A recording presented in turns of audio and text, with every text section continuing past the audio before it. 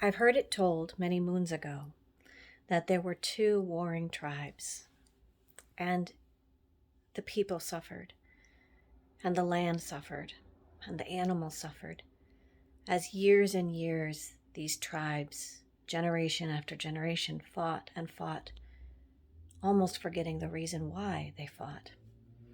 And Great Central Sun looked down and saw the pain it was causing to his people, to the land, to the animals, and the sun's heart broke. But the sun watched in silence. There was nothing to do. Free will and choice.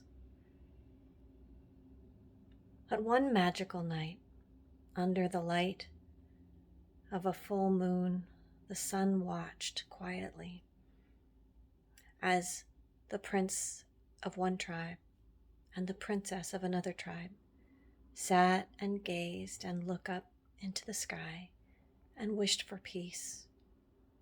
They wished for love and not war. They wished for connection. They wished to hear the silence of the running water and not the screams and cries of each other. They wished to hear the whistle of the wind and the sound of the animals running freely. They wished with all their hearts for love to the land and love to their people and peace among the tribes. At the great central sun and the moon looked upon each other and knew that they had to do something. So Brother Moon sent the message to Great Central Sun, and Great Central Sun thought and broke off one ember and turned it into a beautiful red bird. Daughter of the sun, he called, go and save these people, save this land and grant their wish. Allow for love, not war. Allow for peace, not hate. And this beautiful ember that became a bird flew down bright and red to the earth and found the prince. And the prince was sitting quietly and watching the world. And he'd never seen a beautiful red bird, and it caught his eye. So the red bird flew away, but the prince decided to follow. And the red bird flew fast and out of his sight, and he found himself wandering in the woods looking for it. But that beautiful daughter of the sun, the beautiful red bird, flew to the princess.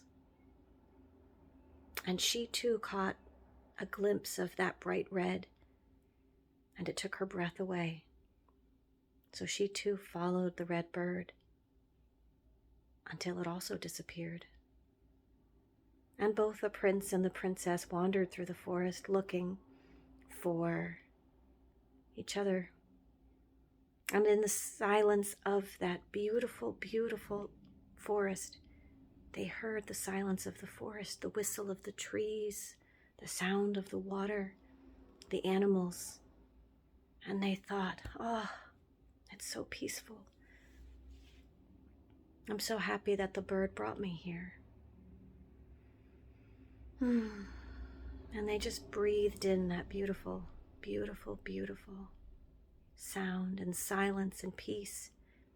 And for the first time, they felt love in their hearts, love for their world and love for their nature. And out of the corner of the eye, a little bit of red, and they followed the red. And up in the tree, they both ended up standing on one side of a beautiful oak tree, peering at the most beautiful red bird they'd ever seen. And with that, they noticed each other. They'd never seen each other. And in that moment, they fell in love. Soon they realized that they were from the tribes that were fighting each other.